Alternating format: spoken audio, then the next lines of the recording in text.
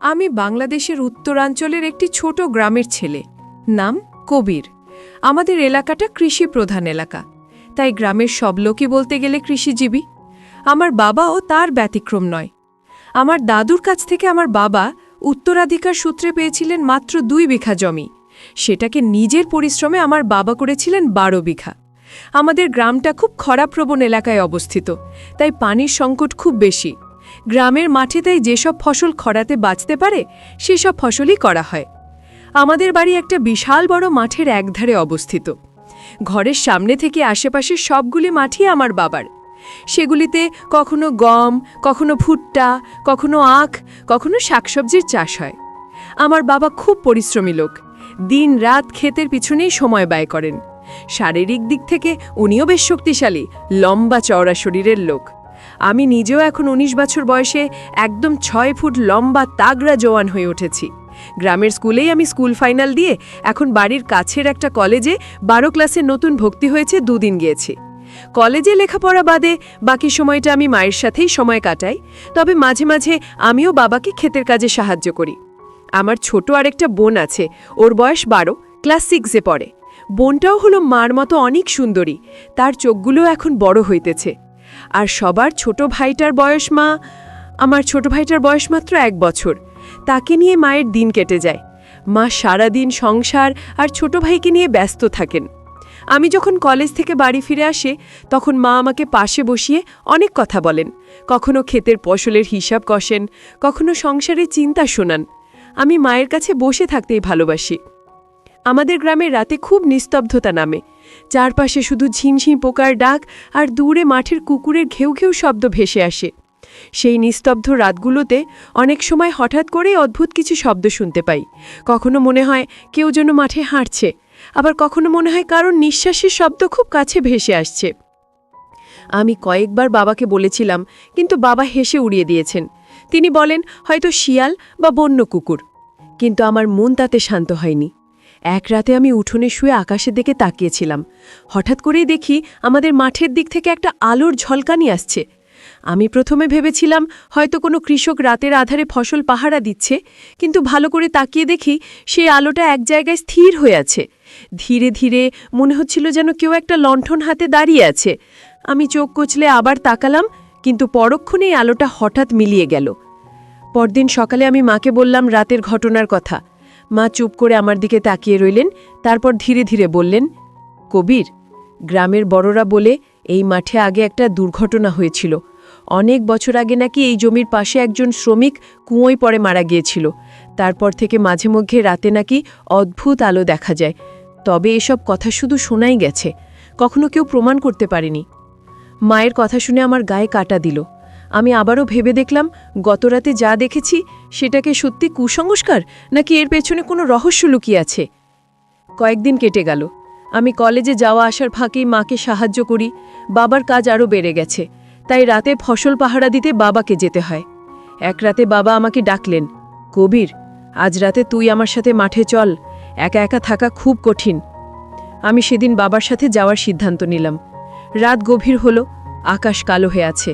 চারপাশে শুধু ঝিঁঝি পোকার ডাক আর দূরে মাঠের কুকুরের ঘেউ ঘেউ শব্দ ভেসে আসে। সেই নিস্তব্ধ রাতগুলোতে অনেক সময় হঠাৎ করেই অদ্ভুত কিছু শব্দ শুনতে পাই। কখনো মনে হয় কেউ যেন মাঠে হাঁটছে, আবার কখনো মনে হয় কারোর নিঃশ্বাসের শব্দ খুব কাছে ভেসে আসছে। আমি কয়েকবার বাবাকে বলেছিলাম, কিন্তু বাবা হেসে উড়িয়ে দিয়েছেন। তিনি বলেন হয়তো শিয়াল বা বন্য কুকুর। কিন্তু আমার মন তাতে শান্ত হয়নি। আমি ভেতরে ভেতরে বুঝতে পারছিলাম আমাদের মাঠের ভেতরে এমন কিছু আছে যা কেউ জানে না। এই রহস্যই একদিন আমাদের জীবনে ঝড় বইয়ে আনবে, আর সেই ঝড়ের সাথে যুক্ত হবে এমন একজন মানুষ যার আগমন এখনো আমাদের গ্রামে হয়নি। সেদিন রাতের ঘটনার পর আমার মাথায় এক অদ্ভুত কৌতূহল জন্ম নিল। আমি ঠিক করলাম আর যাই হোক না কেন আমাকে জানতে হবে আসল সত্যি কি। সেই আলো কোথা থেকে আসে, কেনই বা আবার মিলিয়ে যায়। পরের দিন কলেজ থেকে ফিরে আমি একাই মাঠের দিকে গেলাম। দুপুরের রোদ ছিল, চারপাশে কেউ নেই। আমি ধীরে ধীরে বাবার জমির এক কোণে গিয়ে দাঁড়ালাম, যেখানে আমরা আগের রাতে আলোটা দেখেছিলাম। জায়গাটা কেমন যেন আলাদা মনে হলো। মাটির একটা অংশ একটু নিচু হয়ে আছে, আর সেখানেই আগাছার ঝোপ অনেকটা ঘন। আমি কিছুক্ষণ দাঁড়িয়ে থাকতেই হঠাৎ একটা অদ্ভুত শব্দ কানে এলো, যেন মাটির নিচ থেকে কেউ ধপধপ করে হাঁটছে। আমি ভয় পেয়ে পিছিয়ে গেলাম, কিন্তু আবার সাহস করে এগোলাম। হঠাৎ করেই পিছন থেকে কেউ ডেকে উঠল, এই কবির, কি করছিস এখানে? আমি চমকে ঘুরে তাকালাম, দেখি আমাদের গ্রামেরই এক লোক, নাম রহিম কাকা।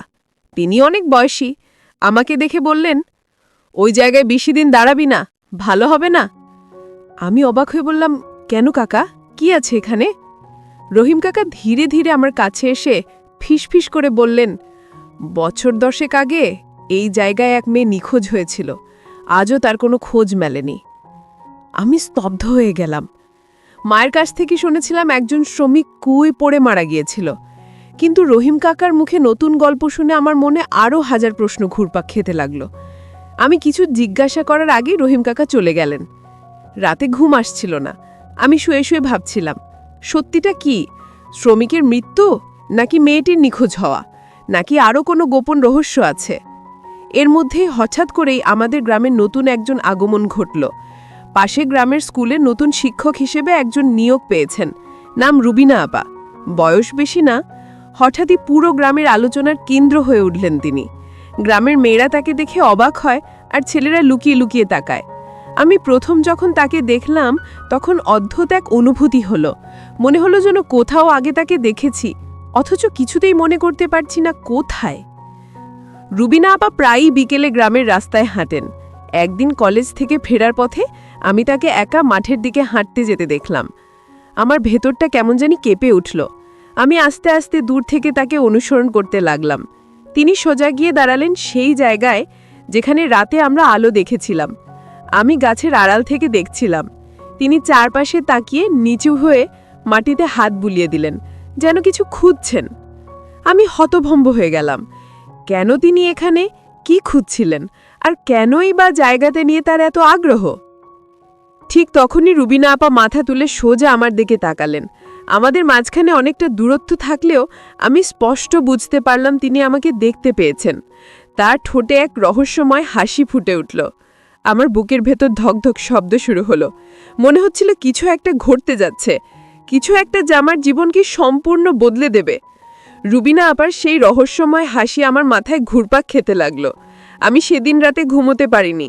ভেবেই যাচ্ছিলাম কেন উনি ওই জায়গায় গেলেন, কেন মাটিতে হাত বুলাচ্ছিলেন, আর কেনই বা আমার দিকে এমনভাবে তাকালেন। পরের দিন কলেজ থেকে ফেরার পথে আবার তাকে দেখলাম। তিনি রাস্তার পাশে দাঁড়িয়ে কারোর জন্য অপেক্ষা করছিলেন। আমি সাহস করে এগিয়ে গিয়ে বললাম, আপা সালাম নিবেন? তিনি হেসে উত্তর দিলেন, ওয়ালাইকুম আসসালাম। আমি জিজ্ঞেস করলাম, আপা আপনি কাল মাঠের দিকে গিয়েছিলেন কেন? রুবিনা আপা চোখ সরু করে তাকালেন, তারপর ধীরে ধীরে বললেন, তুমি সবসময় সবাইকে অনুসরণ করো নাকি? আমি অপ্রস্তুত হয়ে গেলাম। বললাম, না আপা, আসলে আমি কাকতালীয়ভাবে আপনাকে দেখেছি। তিনি মৃদু হেসে বললেন, কবির, কিছু ব্যাপার থাকে যেগুলো না জানাই ভালো। আমি হতভাগ হয়ে গেলাম। উনি আমার নাম জানলেন কিভাবে? আমি তো আগে কখনো নিজের নাম বলিনি। আমার ঠোঁট শুকিয়ে গেল। আমি কিছু বলার আগেই উনি আবার বললেন, তবে শোনো, তুমি যেটা দেখেছো সেটা ভুলে যাও। তারপর আস্তে আস্তে হেঁটে চলে গেলেন। আমি দাঁড়িয়ে রইলাম স্তব্ধ হয়ে। মনে হচ্ছিল বুকের ভেতরে হাজারো প্রশ্নের ঝড় বইছে। কেন উনি আমার নাম জানলেন, কেনই বা বললেন ভুলে যেতে, আর কি এমন গোপন বিষয় আছে যা তিনি লুকিয়ে রেখেছেন? সেই রাতেই আবার আলো দেখা দিল। আমি উঠোনে বসেছিলাম, হঠাৎ দেখি সেই একই জায়গায় ঝলমলে আলো। এবার আলো শুধু স্থির থাকলো না, নড়তে শুরু করলো, যেন কেউ একটা আলো হাতে নিয়ে ধীরে ধীরে হাঁটছে। আমি আর থাকতে পারলাম না, লণ্ঠন হাতে মাঠের দিকে ছুটলাম। কাছে গিয়ে দেখি কেউ নেই। আলো হঠাৎ মিলিয়ে গেল, কিন্তু মাটির উপর তাজা পায়ের ছাপ স্পষ্ট দেখা যাচ্ছিল। আমি সেই ছাপ অনুসরণ করতে লাগলাম। হঠাৎ করে পিছন থেকে একটা কণ্ঠ ভেসে এলো, থামো কবির। আমি পিছন ফিরে তাকালাম। অন্ধকারে কারো ছায়া দেখতে পেলাম। কণ্ঠটা নারী কণ্ঠ। মনে হচ্ছিল সেটা রুবিনা আপার। আমার শরীর কেঁপে উঠল। তিনি কিভাবে এখানে এলেন? কেনই বা বারবার আমাকে অনুসরণ করছেন? তার চোখে সেই একই রহস্যময় দৃষ্টি, ঠোঁটে মৃদু হাসি। তিনি ধীরে ধীরে আমার দিকে এগিয়ে এসে বললেন, তোমার জানা উচিত নয় কবির, তবে যেহেতু তুমি থেমে যাচ্ছ না, তাই একদিন এই মাঠই তোমাকে উত্তর দেবে। আমি কিছু বলার আগে তিনি অন্ধকারে মিলিয়ে গেলেন। আমি হঠাৎ বুঝতে পারলাম আমার চারপাশে নিস্তব্ধতা ভয়ঙ্কর হয়ে উঠেছে। মনে হচ্ছিল অজানা কোনো শক্তি আমাকে ঘিরে রেখেছে। আর সেই শক্তির সাথে অদ্ভুতভাবে জড়িয়ে আছে রুবিনা আপা। সেই রাতের ঘটনার পর আমার ভেতর অস্থিরতা আরও বেড়ে গেল। বারবার মনে হচ্ছিল রুবিনা আপা কিছু লুকোচ্ছেন। তিনি জানেন অনেক কিছু, কিন্তু কাউকে বলছেন না। আমি যতই ভুলতে চাই, ততই যেন তার মুখের সেই রহস্যময় হাসি আমার চোখের সামনে ভেসে উঠছে। পরের দিন কলেজ থেকে ফেরার পথে হঠাৎ করেই বৃষ্টি শুরু হলো। আমি দৌড়ে রাস্তার পাশের এক ছায়াঘরে আশ্রয় নিলাম। ঠিক তখনই দেখলাম রুবিনা আপা সেখানে আগে থেকেই দাঁড়িয়ে আছেন। আমি অবাক হয়ে গেলাম। তিনি আমাকে দেখে হালকা হেসে বললেন, "কি কবির, ভিজতে ভয় পেলে?" আমি চুপ করে রইলাম। কিছুক্ষণ নীরব থাকার পর তিনি আবার বললেন, "তুমি কি এখনো গতরাতের কথা ভুলতে পারোনি?" আমি অবাক হয়ে তাকালাম। আমি তো তাকে কিছুই বলিনি, তিনি কিভাবে বুঝলেন? আমি ধীরে ধীরে বললাম, "আপা, আপনার চোখের সামনে এসব ঘটছে, অথচ আপনি কাউকে কিছু বলছেন না কেন?" রুবিনা আপা এক মুহূর্তের জন্য চুপ করে রইলেন। তারপর আস্তে বললেন, "কিছু সত্যি আছে, যেগুলো প্রকাশ করলে অনেকের ক্ষতি হবে, তাই আমি চুপ থাকি। কিন্তু তুমি তো সহজে হার মানছ না কবির, তোমার চোখে আমি অন্যরকম আগ্রহ দেখছি।" আমি মাথা নিচু করে বললাম, "হ্যাঁ আপা, আমি সত্যিটা জানতে চাই।" তিনি দীর্ঘশ্বাস ফেলে বললেন, "তাহলে প্রস্তুত থেকো, সামনে যা আসবে তা তোমার জীবন বদলে দেবে।" বৃষ্টির শব্দের ভেতর তার কণ্ঠ আরও গভীর শোনাচ্ছিল। সেই মুহূর্তে আমি বুঝতে পারলাম, আমি শুধু রহস্যেই নয়, তার ব্যক্তিত্বের ভেতরেও হারিয়ে যাচ্ছি। আমার বুক ধকধক করছিল। আমি বুঝলাম আমার ভেতরে এক অদ্ভুত আকর্ষণ কাজ করছে। এটা শুধু রহস্যের প্রতি টান নয়, এটা আরও কিছু। বৃষ্টি থামার পর আমরা দুজনেই বাড়ির পথে হাঁটতে লাগলাম। তার পাশে হাঁটতে হাঁটতে মনে হচ্ছিল পৃথিবীটা অন্যরকম। কিন্তু হঠাৎই দূরে মাঠের দিক থেকে আবার সেই আলো দেখা দিল। আমি থেমে গেলাম। রুবিনা আপাও থামলেন। তিনি ঠান্ডা গলায় বললেন, "দেখছো তো কবির, আলো তোমাকে ডাকছে, এবার আর থামা যাবে না।"